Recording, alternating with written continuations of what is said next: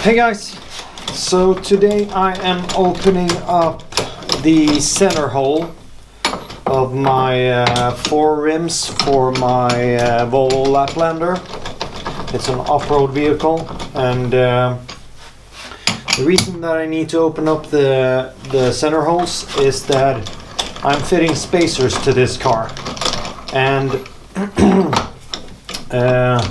to be able to have the spacer with a flange which will center the wheel, I have to open the center hole up by I'm thinking I want the flange to be about 2 millimeters, so I'm thinking I'm gonna open the hole up with 4 millimeters. So I'm gonna try and fit them in my lathe. I know that it's going to be tight, but hopefully they'll fit and we'll get that job done.